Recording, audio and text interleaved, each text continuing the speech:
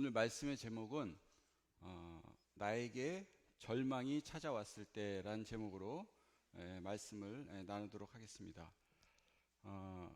우리가 새해가 되면은 이제 카톡으로 이렇게 덕담을 주고받는데 그 중에 하나가 꽃길만 걸으세요라는 이런 게 있어요. 근데 우리 인생을 살아보면 또 연수가 되면 더 알 수 있겠지만 꽃길만 걸을 수가 없고 특별히 하나님께서는 구원받은 성도들을 꽃길만 걷게 하지 않으시고 시련을 주시고 환난을 주셔서 또 고난과 또 절망스러운 그런 과정까지 인도하셔갖고 참 이 세상에서는 바라볼 것이 없고 오직 하나님만 바라볼 수 있게 하시는 것 같습니다. 우리가 이제 낙심하고 실족하고 그런 예가 뭐가 있나 했을 때 대표적으로 제가 세 가지를 한번 찾아봤는데요. 첫 번째는 우리가 가장 원초적인 것이 이제 건강이지 않나라는 생각을 합니다. 우리 모임뿐만이 아니라 이제 전국에서 기도하고 있는 서복주 형제님 아내 되시는 서윤영 자매님을 위해서 우리가 기도하고 있는데 서복주 형제님은 전국의 모든 성도님들의 아주 어려운 병을 이렇게 찾아내죠. 뭐 큰 병원에서 찾지 못하는 암이라든가 이런 걸 또 찾아내고 명의로 소문이 나 있죠. 또 그렇고 사회적인 위치도 굉장히 높으시고 또 경제적으로도 넉넉하시지만은 어떤 연유인지 모르겠지만 자매님이 이렇게 췌장암이라는 이런 질병을 앓고서부터 지금 이제 굉장히 낙심 가운데 있어요. 이렇게 우리가 가장 원초적으로 질병을 통해서 그런 부분을 볼 수 있고 오늘 이렇게 주보를 보시면 알겠지만 주보를 이렇게 보면은 10가지 내용이 있는데 그 중에 1번부터 6번이 질병이에요, 질병.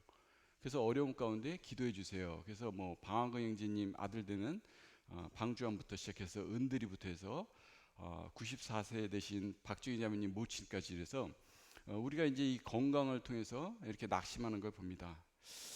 두 번째는 이 대인 관계 같아요. 이런 사회 관계를 통해서 참 사람이 살아있는 한 사회생활이나 교회나 어디든지 사도 바울 형제님도 본인이 전한 복음을 전한 성도들한테 이렇게 핍박을 받는 그런 걸 보면서 전국에 우리 한국에 한 250개 모임이 있다 그러면은 그곳에 들어가서 한 1년만 이렇게 지내면은 갈등을 겪지 않는 어려움을 겪지 않는 그런 모임이 없을 만큼 참 이런 대인 관계를 통해서 우리가 낙심하게 되는 걸 봅니다. 세 번째는 우리가 이제 어떤 처지나 환경인데요. 이런 것과 상관없이 내가 처해 있는 처지나 환경이 볼 때 너무나 이게 낙심이 되는 그런 게 뭐예요? 제가 인생의 중년인데 인생의 중년이든 노년이든 혹은 청년들을 보면은 이제 건강이 나쁘진 않지만은 청년들을 보면은 대표적으로 취업과 결혼에 대해서 정말로 마땅한 난 열심히 일할 자세가 돼 있는데 마땅한 일자리가 찾기가 어려운 환경 가운데 있고 또 그러다 보니까 또 뭐 공무원 시험 공부를 할까 또 다시 또 취업을 알아볼까 이렇게 어려운 가운데 있는 것이 현실입니다. 또 배우자도 마찬가지고요. 나는 좋은 가정을 이룰 남편으로서 또 자매로서 그런 마음가짐이 되어 있지만 또 이렇게 마땅하게 구하기가 어려운 이런 환경 가운데 있는 걸 봅니다. 그래서 오늘 말씀의 제목이 나에게 절망이 찾아왔을 때라는 제목인데요. 본문 말씀은 야고보서 1장 1절에서 6절을 통해서 우리가 한번 살펴보도록 하겠습니다. 야고보서 1장 1절에서 6절입니다.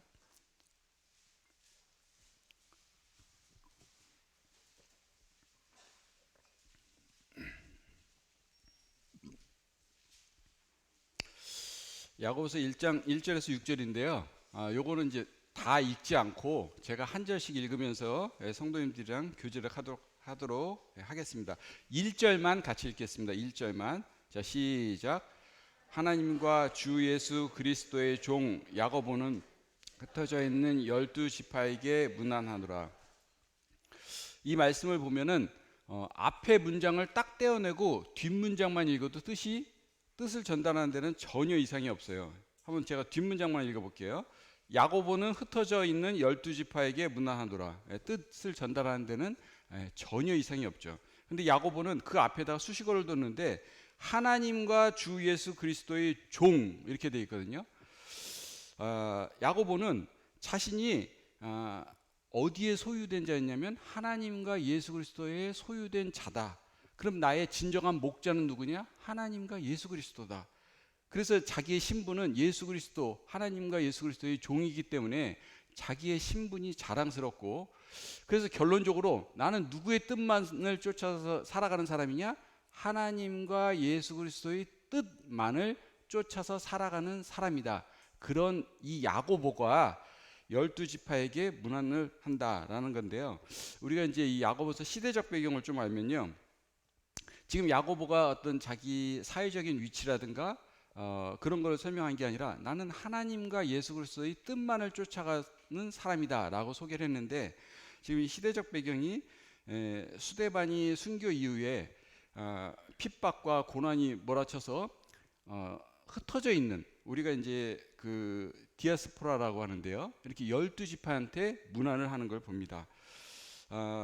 우리가 지금 처한 환경도 참 이거와 비슷한 면이 있지 않나라고 생각을 해요. 지금 코로나를 인해서 참 우리가 다 모이지 못하고 또 인원이 줄어서 나오기 때문에 흩어져서 주님 앞에 예배를 드리고, 또 우리도 어느 정도 이런 것이 되지만은 더 핍박 가운데 흩어져서 혹은 그 지하교회에서 이렇게 예배에 참여하는 성도도 지금 이 시간에도 있지 않나라는 생각을 합니다. 그 2절을 보면요. 내 형제들아 너희가 여러 가지 시험을 당하거든 온전히 기쁘게 여기라, 이렇게 되어 있는데요. 이 말씀도 앞에 부분을 딱 떼어내고 뒷문장만 읽어도 전혀 이상이 없습니다. 내 형제들아를 빼고 나머지만 제가 읽어보겠습니다. 너희가 여러 가지 시험을 당하거든 온전히 기쁘게 여기라. 아무 이상이 없죠. 그런데 야고보는 내 형제들아 이렇게 되어 있거든요. 우리가 인생을 살면서 내가 낙심 가운데 있을 때, 좌절 가운데 있을 때, 실족한 가운데 있을 때, 절망 가운데 있을 때 어떤 여러 가지 위로 인사도 좋지만 내 형제들아, 형제님, 자매님, 이 소리에 그것이 이렇게 멀쩡할 때 듣는 것과 병상에 누워 있을 때, 또 이렇게 어려운 가운데 있을 때 내 형제들아, 형제님, 자매님, 이 소리 하나에도 눈물이 날 수 있는, 가슴이 뭉클한. 그래서 야고보는 이 야고보서를 읽어보면 이러한 어투가 많이 나오는 것 같아요. 내 형제들아 이렇게요. 그래서 하는 것을 봅니다. 우리가 사실 기쁜 일이 가득할 때 온전히 기쁘게 여기라, 또 즐거운 일이 가득할 때 온전히 기쁘게 여기라, 이런 건 누구나 할 수 있지만 아까도 말씀드렸던 것처럼 스데반 순교 이후에 흩어져 있는, 핍박과 고난 가운데 흩어져 있는 사람들한테 내 형제들아, 내 형제들은 라고 하면은 이제 아버지가 같겠죠. 내 형제들아 이러면서 참 위로하는 걸 봅니다. 우리가 잘 아는 말씀을 제가 하나 읽어드리면 베드로전서 1장 6절인데요. 그러므로 너희가 이제 여러 가지 시험으로 말미암아 잠깐 근심하게 되지 않을 수 없으나 오히려 크게 기뻐하는도다. 우리가 잠깐 근심을 해요. 인생을 살면서. 뭐 때문에요? 여러 가지 시험. 종류가 틀리죠. 아까 말한 것처럼 청년들은 취업이라든가 결혼이라든가, 또 말씀드린 것처럼 오늘 주보의 10가지 제목 중에서 6가지가 질병 가운데, 그 질병의 당사자, 질병의 부모님, 질병의 자녀, 참 이렇게 근심하죠. 근심한단 말이에요. 그러나 그것이 지났을 때, 하나님을 기쁘게 했을 때 크게 기뻐하는 그런 걸 봅니다. 3절 말씀은요. 이는 너희 믿음의 시련이 인내를 만들어내는 줄 너희가 압니다. 이렇게 되어 있는데요. 우리가 인내가 딱 생기면 좋은데 여기 말씀처럼 믿음의 시련이, 그러니까 이 시련을 거쳐야 인내라는 것이 만들어지는 거거든요. 인내는 우리가 뜻이 잘 견디고 버틴다, 잘 참고 견딘다, 이런 것이 인내인데, 인내의 이 원어의 뜻을 보면요. 휘포모네 이렇게 되어 있어요. 그래서 휘포하고 모네가 되어 있는데, 휘포는 영어로 말하면 언더, 누구누구 아래, 그 다음 모네는 거하다, 머물다 이거든요. 누구누구 밑에 거하는 것이 있는데, 누구 밑에 거하냐면 주님 밑에, 주님 밑에. 그래서 우리가 참 인생을 살면서 참기 어려운 시련, 아까 말한 것처럼 우리 주보에 갓 태어난 아이부터 시작해서 94세를 되신 어머님까지 다 질병으로 기도 제목이 있죠. 어린아이가 지금 태어났는데 인큐베이터에 있을 때 그때 그걸 바라보는 부모님, 또 은들이가 재활 치료할 때 그걸 바라보는 부모님, 또 94세를 되신 박정희 모치님 있을 때 그것을 바라보는 자녀, 참 이게 어렵단 말이에요. 그때 우리가 어떻게 보면 주님 밑에 거하는, 주님 밑에 거하는 거죠. 욥기 말씀 중에 23장 10절을 제가 읽어드리면요. 그러나 내가 가는 길을 그가 아시나니 그가 나를 단련하신 후에는 내가 순금같이 되어 나오리라. 금 중에서 14K, 18K보다 순금이 좋죠. 값지죠. 귀하죠. 값어치가 있죠. 비싸죠. 그런데 이 순금이 딱 나오면 되는데 그게 아니라 그가 나를 단련하신 후에는, 그가 나를 시련의 과정을 겪는다면은 순금같이, 예전 성경에 보면 정금같이 나온다는 거죠. 그래서 이런 아름다운 보석이나 참 이런 것도 깎는 과정, 그런 것을 다 깎은 다음에 정금같이 귀한 보석으로서 값어치가 있고 비싸게 이렇게 팔리는 걸 봅니다. 내가 아파본 경험이 있을 때요, 아픈 성도를 진짜 이렇게 위로해 줄 수 있어요. 동일한 질병이면 더더욱 위로해 줄 수가 있고요. 내가 경제적으로 궁핍하고 정말로 어려움 가운데 있을 때 그 경제적으로 어려운 성도를 정말로 위로해 줄 수가 있고요. 또 내가 자식 때문에 마음고생을 막 한 사람이 있으면은 정말로 자식 때문에 할 때 그런 거를 위로해 줄 수가 있어요. 제가 말씀드린 건 제가 다 겪은 부분들인데요. 참 이렇게 우리가 같은 위로를 해도 전혀 우리 자식은 뭐 여태까지 한 번도 속썩인 적이 없어. 나는 경제적으로 아빠 때문에 마음 고생을 해본 적이 없어. 이런 사람의 위로와 정말로 어려운 상황이 있을 때, 정말로 내가 병원에서 목숨이 경각에 있었을 때, 그런 수술을 했을 때, 내가 경제적으로 어려갖고 당장 자식들만, 잠자는 자식들만 봐도 눈물이 핑 돌 때, 내가 자식 때문에 그냥 마음고생했을 때, 이러한 것이 있는 사람은 그걸 위로해 줄 때 큰 위안이 된다는 거죠. 그래서 여기서 말하면 인내는 그가 나를 단련하신다면 순금같이 나온다. 이 단련의 과정. 그래서 우리가 이런 시련의 과정은 특히 성도들한테 이런 시련의 과정은 보이지 않는 자산이라는 거죠. 보이지 않는. 우리가 자산이 통장의 돈뿐만이 아니라 이런 살아온 어려운 시절들을 이야기해 줬을 때 그 사람에게는 정말로 큰 위안이 되는 걸 봅니다. 학생들은 시험을 보기 전에 자기 성적을 알 수가 없어요. 나 뭐 다 알아 1등 할 거야, 100점 맞을 거야. 하지만 봤을 때 형편없는 점수를 받는 사람도 있고요. 나 정도면 이거 뭐 보통인 것 같아요. 근데 봤는데 뛰어난 성적을 받는 사람이 있죠. 마찬가지로 성도들도 시련을 겪기 전에는 내 믿음의 현주소를 알 수가 없어요. 그러나 이 시련을 통해서 내 믿음의 현주소가 이것이구나라고 알 수가 있는 거죠. 예전에 저는 제 자신을 봤을 때 뭐 집에서나 회사에서나 교회에서나 사회관계에서나 70점은 넘을 거라고 생각했어요. 70점. 그러나 시련이 닥치고 환란이 닥치고 했을 때 내 믿음의 점수는 빵점이구나, 낙제구나 라는 것을 봅니다. 열처녀가 다 비슷해 보여요. 다 이뻐 보여요. 그러나 누가 기름이 담긴 등을 갖고 있는지 알 수가 없어요. 대낮에는 기름이 필요가 없거든요. 대낮에는. 그래서 누가 열처녀 중에서 5처녀는 기름을 갖고 있고 5처녀는 빈 등만 갖고 있는데 그걸 대낮에는 알 수가 없어요. 우리가 시련이 닥치기 전에는 몰라요. 그러나 밤이 왔을 때 기름을 갖고 있는 처녀가 누구 있는지, 기름이 없어갖고 기름 사러 간 사이에 신랑이 오는 그 일을 당하는 처녀가 누군지 그 밤이 왔을 때 알 수 있거든요. 정 우리가 시련이 닥칠 때 믿음이 누가 있는지, 믿음이 없는지를 알 수가 있습니다. 1장 4절에 보면 인내를 온전히 이루라. 이는 너희로 온전하고 구비하여 조금도 부족함이 없게 하려 함이라. 이런데 시련을 당할 때는 인내가 필요하죠. 인내. 근데 그 인내에는 뭐가 필요하냐면 시간이 필요하다는 거예요. 시간이. 우리가 짧게 버티고 짧게 견뎌내면은 다 할 수 있는데 이게 오래 걸린다는 거예요. 그러니까 인내는 시간과의 싸움이에요. 시간과의 싸움. 6절에 보면요. 오직 믿음으로 구하고 조금도 의심하지 말라. 의심하는 자는 마치 바람에 밀려 요동하는 바다 물결 같으니, 이렇게 되는데요. 우리가 어려움을 당하고 문제를 당하고 환란을 당하면 어디에 집중하냐면 거의 대부분이 그 문제에 집중을 하죠. 저 역시도 어떤 문제가 터졌다면 여기에 모든 정신을 집중을 합니다. 이 문제를 해결하기 위해서, 이 고난을 해결하기 위해서. 그러나 우리가 아는 것처럼 사실은 우리가 하나님에 집중을 해야 되거든요. 그럴수록 제가 아주 감명적으로 본 영화 중에서 하나를 꼽으라면 이순신 장군이 배 12척을 가지고 일본군 배 330척을 무찌른 명량이라는 영화죠. 우리가 1000만 관객이라 그랬는데 명량은 2000만이 넘었고 더 이상 카운트를 하지 않았습니다. 많기 때문에 하지 않았어요. 극장 스크린이 크잖아요. 12척이 딱 한눈에 보여요. 쫙 이렇게 12개구나. 그러나 일본군 330척이 몰려오는데 보이지가 않아요. 넓이와 끝이 안 보여. 끝이 안 보여.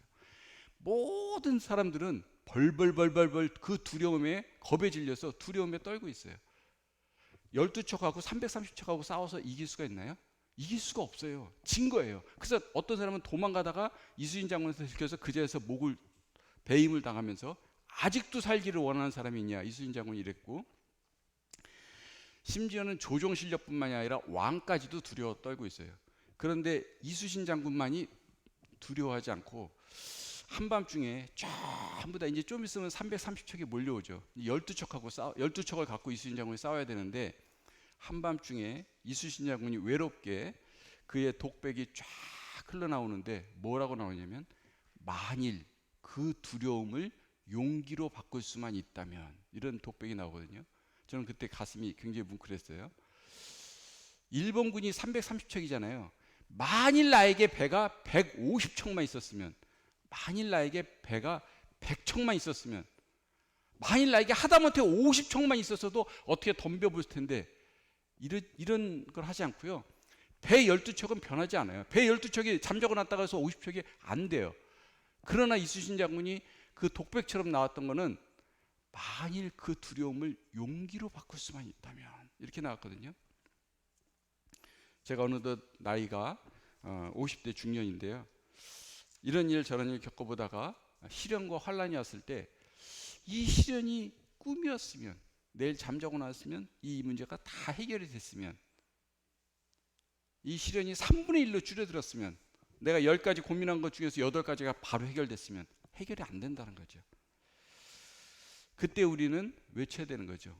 만일 그 두려움을 믿음으로 바꿀 수만 있다면. 우리 믿는 사람은 만일 그 두려움을 믿음으로 바꿀 수만 있다면. 예수님의 고난의 십자가를 피한 게 아니에요. 그 고난의 십자가를 감당하고 승리한 거죠. 예수님 앞으로 죽음이 몰려올 때 이제 죽음을 앞두고 예수님이 죽음을 피한 게 아니라 죽음을 당한 거죠. 그러나 다시 부활하신 거예요. 그러나 다시 부활하신 거예요. 사무엘상 17장 24절에 보면 이스라엘 모든 사람들이 그 사람을 보고 심히 두려워 도망가며, 이렇게 되어 있거든요. 이스라엘의 모든 사람들이, 이스라엘의 80%가 보고 도망간 게 아니에요. 50%가 도망간 게 아니에요. 20%가 도망간 게 아니에요. 모든 사람들이 그 사람을 보고, 골리앗을 보고 심히 두려워 도망갔어요. 근데 왜 그렇게 다 도망갔냐면 다 그 사람만 쳐다봤거든요. 골리앗만. 다 두려움의 대상, 다 문제만 쳐다봤을 때 다 도망가는 거죠. 근데 그럼 다윗은 왜 안 도망갔냐? 말씀드린 것처럼 하나님을 바라본 거죠. 예전에 이 다윗과 골리앗의 싸움을 이렇게 교제하는 걸 잠깐 들었는데, 우리가 평상시에 이 물맷돌을 다윗이 막 던졌으니까 실전이 왔을 때 한 방에 맞춰갖고 쓰러뜨리지 않냐. 마찬가지로 우리 맡은 일을 평상시에 잘 했으면 실전이 왔을 때 떨지 않고 한 방에 해결할 수 있다. 이런 교제가 있었는데, 사실 그것이 아니에요. 어떤 스킬이 아니에요. 스킬. 돌멩이를 누가 더 잘 던져서 저 사람을 맞추나가 아니라 믿음이죠. 믿음. 우스운 얘기로 밥풀떼기만 던져도 골리앗은 쓰러졌다는 말이 나오는 것처럼, 돌멩이가 아니라 이 다윗은 골리앗을 만나기 전에 항상 믿음으로 했기 때문에 실전에 믿음이 필요할 때 믿음으로 이길 수가 있는 거죠. 아까 열처녀 이야기를 했지만, 열처녀의 표종을 봐갖고는 등에 기름이 있는지 없는지 알 수가 없어요. 표종을 봐갖고는. 그러나 실제 기름이 필요한 밤이 왔을 때 기름이 있었던 사람은 등을 들고 신랑과 함께 들어갈 수가 있는 거죠. 실제. 그러니까 믿음은, 형님 믿음이 좋으신 것 같아요. 믿음이 좋으신 것 같아요. 믿음이, 난 믿음이 안 좋아. 믿음이 필요치 않을 때 믿음이 좋은지 안 좋은지 잘 몰라요. 그러나 믿음이 필요할 때 믿음이 필요한 거예요. 우리가 밤이 왔을 때 기름을 담고 있는 등이 필요하고 그 사람이 신랑과 함께 들어갈 수 있던 것처럼 우리에게 믿음이 필요할 때 그런 거죠. 요셉을 바라보는 시각이 두 가지로 나눠요. 요셉을 바라보는 시각이요. 첫 번째는 실망, 낙심, 절망이에요. 형들에게 따돌림을 당하죠. 노예로 팔려가요. 보디발의 집에 팔려가요. 열심히 일했죠. 인정을 받았어요. 근데 너무 요셉이 잘생겼었나 봐요. 보디발 아내가 동침하자 거절, 동침하자 거절. 아무도 보는 사람이 없다. 세 번째, 거절당하니까 보디발 아내가 화가 나갖고 그 다음에 누명을 씌워갖고 감옥에 보냅니다. 그래서 감옥에 보내갖고 또 열심히 했더니 나중에 또 술 맡은 관원장을 만나요. 그 술 맡은 관원장을 만나갖고 꿈을 해석해 줬어요. 당신이 여기서 나가면은 바로에게 얘기해서 나에게 여기서 나갈 수 있도록 해주십시오. 요셉한테 있어서는 거절, 실망, 낙심, 절망하다가 마지막 신라에 같은 희망이 술 맡은 관원장이에요. 근데 그 사람마저도 거절한 거예요. 근데 우리가 이거를 요셉 이야기로 읽어서 그런데 우리 자신을 한번 여기다가 대입을 한번 해보겠습니다. 첫 번째, 형들한테 따돌림을 당하죠. 우리가 사회에서도 뭐 교회는 없지만 어떤 이렇게 따돌림을 당했다, 왕따를 당했다. 그러면 견디기가 힘들어요. 견디기가. 근데 요셉은 형들한테 지금 아버지한테 굉장히 사랑을 받던 형들한테 따돌림을 당했어요. 그러니까 이게 사실 인간적으로 보면은 분노가 일어나고 복수하고 싶은 거죠. 그래서 이제 팔려갔는데 어디 무슨 막노동 하는데 팔려간 게 아니라 노예로 팔려간 거예요. 노예로요. 근데 우리가 성경에서 노예 하면은 뭐 노예로 팔려갔나 보다 생각하는데 그게 우리 일이라고 생각을 해보면 노예한테 어떤 희망이 있나 한번 생각을 해보면 노예도 결혼할 거 아니에요. 자식을 낳을 거 아니에요. 내가 노예인데 결혼해서 자식을 낳았어요. 자식을 낳았더니 IQ가 180이에요. 그래서 아들이 아빠 나 하버드 대학 갈래. 그러면은 아빠가 해줄 수 있는 말은 안 돼. 너는 짐승같이 아빠처럼 일하다가 주인 말만 섬기다가 짐승처럼 주인의 소유된 사람처럼, 그리고 너는 모든 꿈을 접어야 돼. 모든 희망을 접어야 돼. 너가 꿈을 갖고 있는 순간 너는 다쳐. 너 IQ 180 필요 없어. 짐승처럼 일하고 주인의 소유물처럼 살아야 돼. 이게 노예예요. 근데 요셉이 노예로 팔려갔어요. 그러면 얼마나 이게 힘들겠어요? 또 이번엔 보디발의 집에 갔어요. 얼마나 일을 잘하는지 내 아내 외에는 너 마음대로 해라. 이렇게 인정을 받는데 보디발 또 거기는 또 아내가 버티고 있었어요. 그래갖고 또 아내한테 누명을 씌웠잖아요. 누명. 근데 우리가 이 누명을 씌우고 억울한 일을 당하면은 잠이 안 오죠. 누명을 씌우면. 그 누명을 씌웠어요. 여기서도 또 사람한테 실망해갖고 요번에 이제 감옥에 가죠. 감옥에 가갖고 그 술 맡은 관원장 나오죠. 마지막으로 살아날 수 있는 길, 마지막으로 살아날 수 있는 길이 이 술 맡은 관원장이에요. 그 꿈을 해석해 줬잖아요. 그럼 자기 어려울 때 그 요셉이 딱 꿈을 해석해 줬으면은 좀 기억 좀 하고 있다가 나한테 은혜 베풀은 저 요셉한테 나도 보답을 해야겠다. 그런데 딱 보면은 여기 보면은 그 술 맡은 관원장이 그 약속을 한 요셉을 잊어버렸다. 기억에서 잊어버렸다. 이렇게 나오거든요. 자, 이쯤 되면은 봐봐요. 형들한테 따돌림 받았죠. 노예로 팔려갔죠. 보디발 아내한테 누명 씌웠죠. 마지막 신뢰 같은 희망, 술 맡은 관원장한테 기억에서 잊혀졌죠. 인간에 대한 환멸이 느껴지지 않겠어요? 인간에 대한 저주, 인간에 대한 증오. 그러니까 우리가 뭐 묻지마 살인 이런 게 뭡니까? 어떤 묻지마 살인의 보면은 이 사회에서 그냥 저주가 그냥 이 사회가 그냥 싫은 거예요. 그래서 아무나 죽여서라도 이 화풀이 하고 싶은 만큼 이렇게 된다는 거죠. 그런데 우리가 이 요셉뿐만이 아니라 우리 자신도 사람한테 기대는 순간 우리는 사실은 실망이라는 결과를 향해서, 예견된 결과를 향해서 달려가는 거예요. 그래서 우리가 정말로 하나님은 사람한테 의지하지 아니하고 하나님만을 바라보면서 살기를 원하고, 아까 말한 것처럼 이런 시련과 이런 과정을 통해서 순금같이 하나님께서 쓰시기를 원합니다.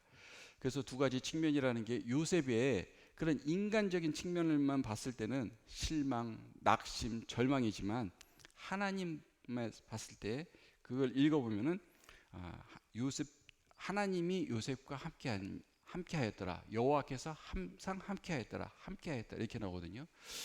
내 처지가 문제가 아니라 여호와께서 함께한다는 것 자체에 우리는 참 소망이 있는 걸 봅니다. 오늘 말씀이 제목이 나에게 절망이 찾아왔을 때란 제목이었는데요. 절망의 한자는 끓을 전자 바랄 망자예요. 요셉 앞에 내가 바라고 있었던 거는 다 끊겼어요. 그죠? 저희 가서 좀 인정받으려고 그러면 거기서도 일이 뒤틀려 갖고 하고, 또 마지막까지 술 맡은 관원장까지 저 사람이 구해주면 하겠다는데 그것까지 끊겼어요. 그러니까 내가 눈에 바라고 있었던 거는 다 끊겼어요. 그러나 내가 바라보는 분과는 끊기지 않았어요. 내가 바라보는 분은 하나님이거든요. 그래서 오늘 말씀의 제목이 나에게 절망이 찾아왔을 때인데, 이 답은 그리스도인에게 내 마음에 바라보는 것은 끊길 수 있지만 내가 바라보는 분하고는 끊기지 않는, 그래서 그리스도에게 사실은 절망이란 없다라는 것을 고백을 드립니다. 이스라엘 백성들이 출애굽하는 동안 어려운 난관, 어려운 문제가 붙일 때마다 항상 불평을 하면서 애굽에 있을 때가 좋았는데 이렇게 불평을 하죠. 근데 이 이스라엘 백성들은 애굽에 있을 때 내 처지나 내 신분이 어땠던 거를 잊어버린 것 같아요. 그러니까 어려운 일만 있을 때마다 애굽에 있을 때가 좋았는데 이렇게 얘기하는데요. 예전에 재밌는 이야기를 하나 들었는데요. 그 TV 프로그램 중에 진품 명품이 있어요. 진품 명품.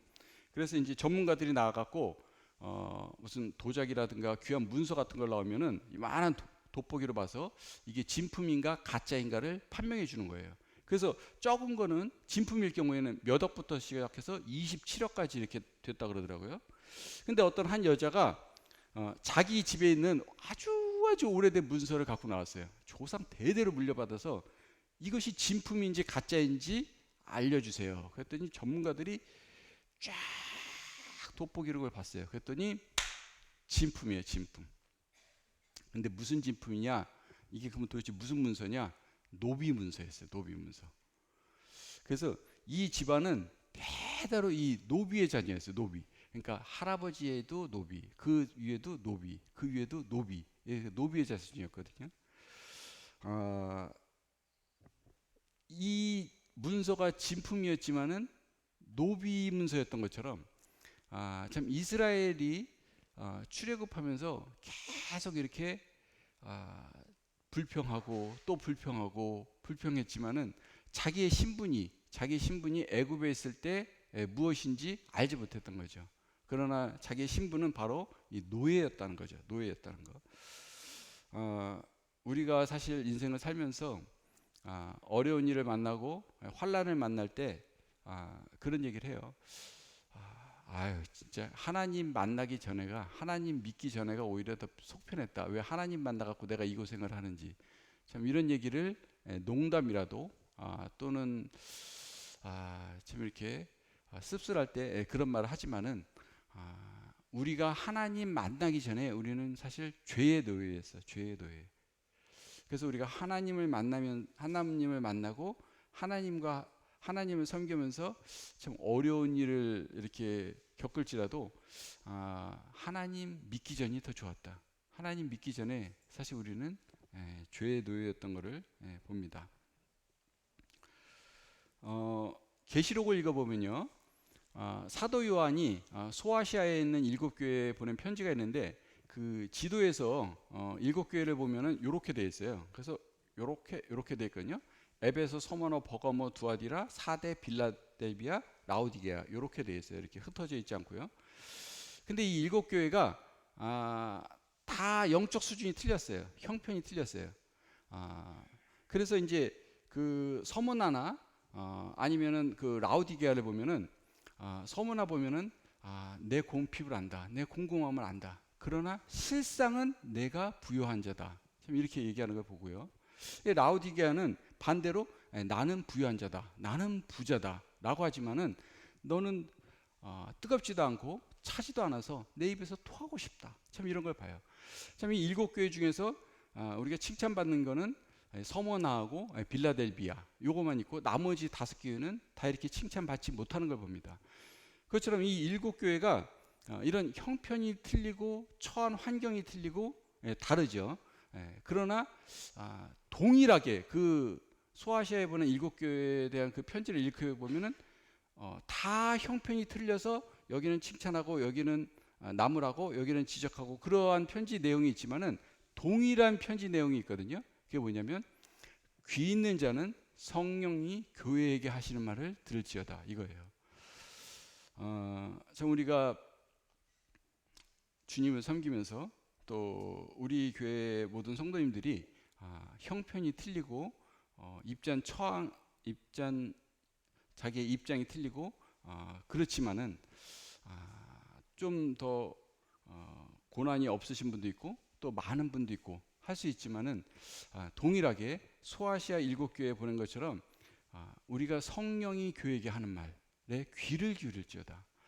그것처럼 참 우리가 믿음의 귀가 있다면 믿음의 마음이 있다면 성령님이 지금 이 시간에 또 이러한 형편 가운데 있는 나에게 하시는 말씀은 무엇인가 들어야 되지 않나라는 생각을 해봅니다. 이 책 많이 읽으셨죠? 이 책이요? 이 책 목적이 이끄는 삶인데요.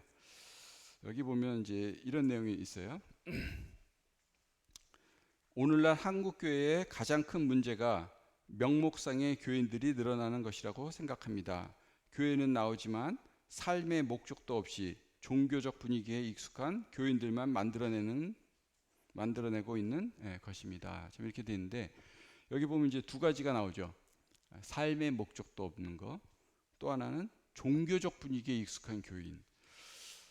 처음에 이 얘기를 들으면서 그럼 그렇지, 저기는 뭐 생명도 없는 교회 있고 뭐 저기는 또 이렇고 나와는 전혀 상관없는 불쌍한 사람들이다라고 생각하는데 좀 이렇게 생각을 해보면서 나는 또 우리는 이 두 가지 지적사항에 대해서 자유로운가? 우리의 하루하루 지내되는 이 삶이 삶의 목적이 있이 지내고 있고 내가 숨쉬고 있고 살고 있는가? 우리의 정체성을 알고 있는가? 우리는 모두 주님의 자녀들인데 소금과 빛이 되어야 되는데 우리한테서 짠맛이 느껴지지 아니하고 우리한테서 생명의 빛이 느껴지지 않을 때 세상 사람들은 손가락질을 할 수가 있죠. 너희는 도대체 정체가 뭐냐? 라고요. 그리고 여기 두 번째 지적상에 보면 종교적 분위기에 익숙한 교인들 이렇게 돼 있는데 나의 하루하루의 모습은 오늘도 와갖고 마이크가 왔을 때 감사에 참여하고 정규 집회에 참여하고 그럼 나는 삶의 목적을 갖고 주님께서 나를 창조한 주님께서 나를 구원한 삶의 목적을 갖고 살고 있는가? 나의 정체성은 있는가? 나에게서 짠맛은 느껴지는가? 나에게서 빛이 보이는가? 라고 했을 때 나는 정말 종교적 분위기에 익숙한 교인하고는 정말 상관없는 그런 빛된 하나님의 자녀로 살고 있는가? 라는 걸 생각해 보면서 남의 이 이야기가 남의 것이 아니라 우리가 횟수가 지나면은 구원받은 횟수가 많죠. 20년이 되고 또 30년이 되고 40년이 되고 그러나 어느새 모르게 나 역시도 종교적 분위기에 익숙한 교인은 아닌가, 나에게서 짠맛이 느껴지지 않는 삶의 목적이 느껴지지 않는가라는 이런 생각을 해봤습니다. 어느 형제님이 집회에 가서 그런 말을 했대요. 여러분 나중에 죽어서 천국에 가고 싶으신 분 손 한번 들어보세요. 그랬더니 다 들었대요. 그럼 지금 당장 가고 싶으신 분 손 드세요. 그랬더니 아무도 안 들었대요. 제가 요즘 복음 말씀을 준비하는데 거기 보면 이제 부자와 나사로가 나오잖아요. 참 우리는 여전히 참 이 땅에 살면서 사는 동안은 부자처럼 살고 싶어요. 그러나 죽었을 때는 나사로처럼 이렇게 하고 싶은 것이 참 아닌가라는 그런 생각을 잠깐 해봤습니다. 그 코로나가 많이 있지만 대개 거의 대부분 완치가 되잖아요. 그런데 무서운 게 코로나 완치가 된 후유증이라고 해요. 후유증. 그래서 미니멈 80% 이상이 후유증에 시달리고 있다라고 들었거든요. 후유증. 여러 가지가 있죠. 후유증 보면은 쭉쭉쭉쭉 나오는데 그 중에 가장 고통스러운 거 첫 번째가 미각과 후각을 잃는 거예요. 그래서 음식의 맛을, 제가 한 일주일 정도 음식의 맛을 잃어본 적이 있었는데요. 음식의 맛을 잃는 거래요. 그래서 음식을 먹어도 이 설탕물이 여기 꿀을 잔뜩 넣어갖고 2숟가락 넣어갖고 이렇게 먹어도 맹맛이에요. 맹맛. 초콜릿을 그냥 우두둑 단 사탕을 씹어도 맹맛이라는 거죠. 고기를 먹어도 맹맛이고 김치를 먹어도 맹맛이에요. 그래서 그 사람이 하는 얘기가 정말 죽고 싶다. 치료제가 나오면은 우리가 지금 치료제가 없잖아요. 백신만 나오고 백신도 이런 상황인데 치료제는 아직 없잖아요. 치료제가 나오면은 제일 마지막 단계가 사람한테 하는 거잖아요. 근데 그러려면 굉장히 시간이 많이 걸리는데 치료제가 나오면은 나를 1번으로 대상으로 삼아도 좋다. 어차피 나는 지금 살고 싶지가 않다. 음식을 못 느끼니까 우리가 매일 먹는 음식인데 이걸 먹는데 내가 지금 뭐 때문에 먹는지 그냥 뭐 아무 맹맛이라는 거예요. 그래서 이게 너무 고통스럽다는 거예요. 너무 고통스럽다는 거예요. 그래서 치료제가 나오면 나를 대상으로 해서 바로 치료해도 좋다. 난 지금 직장도 다닐 수가 없고 가족과 함께 할 수도 없고 음식을 매일 먹는 음식이 맹맛이라서 정말 사는 게 아니다 라고 이렇게 말하는 걸 봤습니다. 그걸 보면서 어떤 걸 느꼈냐면요. 우리가 매일 말씀과 기도를 하잖아요. 근데 나는 이 코로나가 걸릴까봐 그냥 마스크는 계속 하고 다니는데 하나님의 말씀을 읽으면서 나는 하나님의 말씀의 맛을 느끼고 있는 사람인가? 혹 나는 하나님의 말씀을 읽어도 아무런 맛을 느끼지 못하는 사람처럼 가방을 들고 가방 속에 성경책을 갖고 교회를 오고 또 말씀을 읽지만 그 말씀이 너무 달고 우리가 음식을 먹으면 이 맛이 너무 감칠맛이에요. 이 맛이 너무 맛이 깊어요. 된장찌개가 너무 깊어요. 고기 맛이 너무 숙성됐어요. 나 하나님의 말씀을 읽으면서 말씀이 너무나 달고 좋다. 말씀이 너무 위안이 된다. 말씀의 맛, 갖가지 맛을 읽을 때마다 시편 말씀, 전도서 말씀, 다른 복음 말씀을 들으면서 이 말씀이 정말로 맛있고 이 말씀이 나한테 위로가 되고 난 그런 맛을 느끼는가.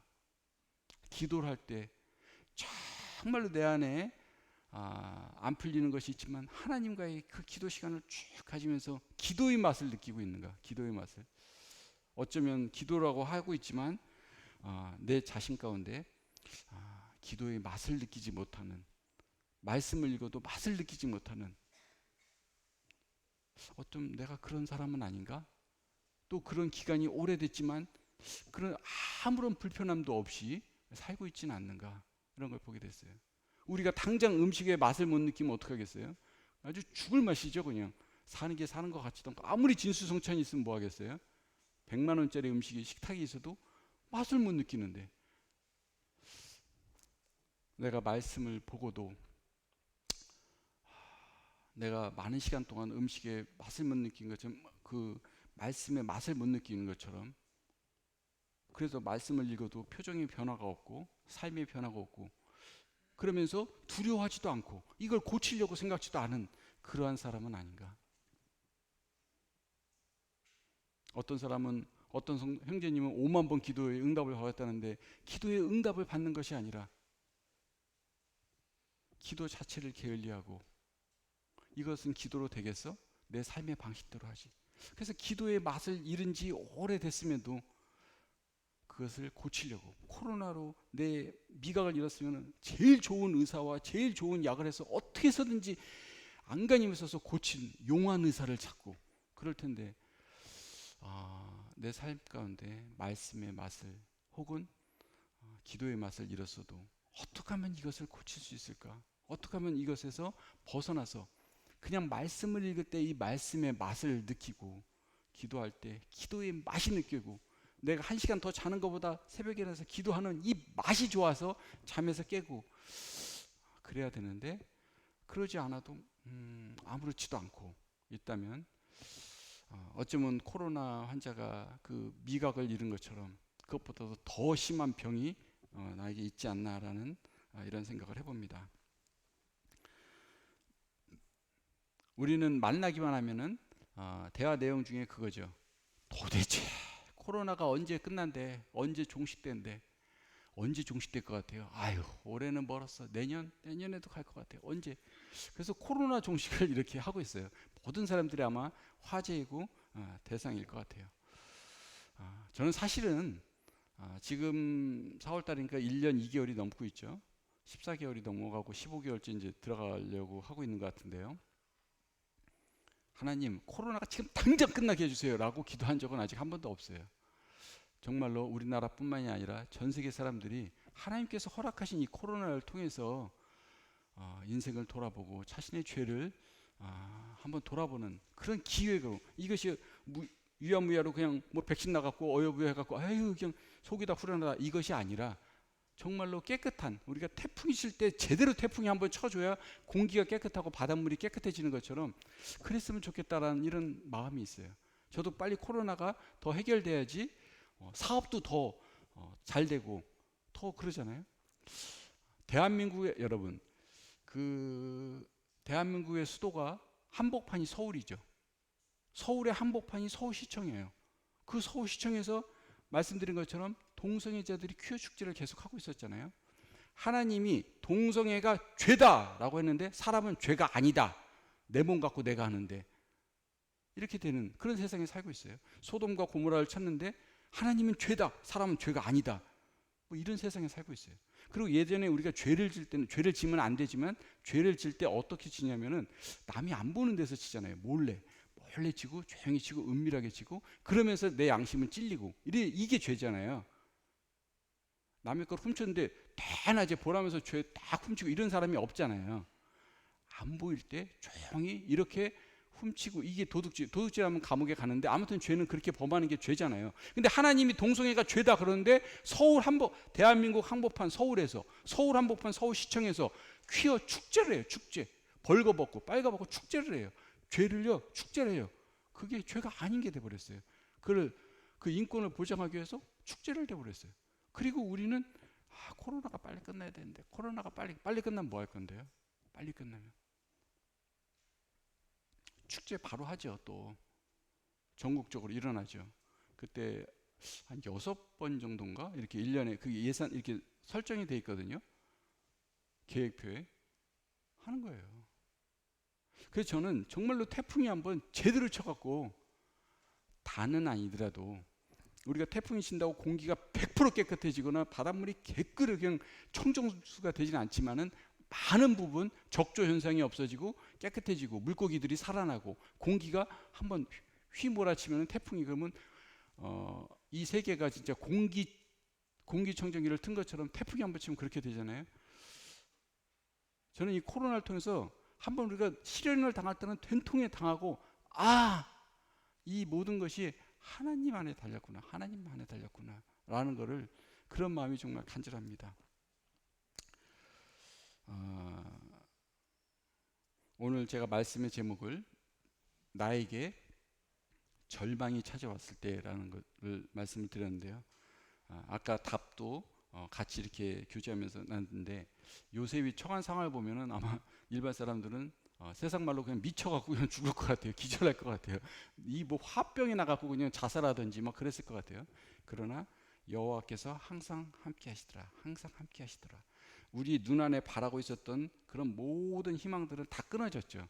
그러나 우리가 바라볼 수 있는 희망의 대신 하나님과의 관계는 우리가 결코 끊어지지 않기 때문에 그리스도인에게 낙심되는 일 혹은 절망이 찾아올지라도 우리가 우리 그런 거 있죠. 사방이 우겨쌈을 당하고 사방이 우겨쌈을 당해서 꼼짝 못할 때 고개를 들면 하늘이 보인다는 것처럼 하늘은 안 막혔기 때문에 우리가 하나님 앞에 기도할 수 있고 하나님을 바라볼 수 있고 그분의 뜻을 구할 수 있기 때문에 그리스도인에게, 하나님의 자녀에게 진정한 절망은 있지 않다라는 것을 우리가 나눠봤습니다. 끝으로요. 우리 광고 드린 대로 제가 5월 1일에서 2일 날 이틀 동안 부평교회 복음 집회 강사에서 말씀을 전하는데 3월 중순이었나요? 한 15일 정도에 처음 전화를 받았어요. 이렇게 이제 강사로서 말씀을 전하는 거.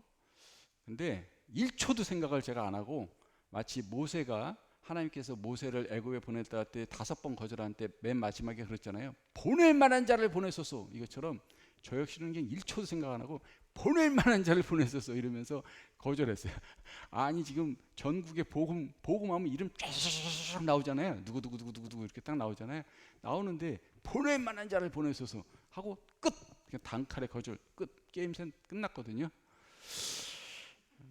그런데 이제 좀 며칠 있다가 다른 분이 또 전화 와서 이러이러한 교제를 하는데 그 사이에 제가 이제 다른 말씀을 듣다가 이런 걸 그분이 이렇게 기도 제목을 들었는데 지금 대한민국의 대학생들 청년들의 복음화율이 3%가 안 된다 이렇게 돼 있어요.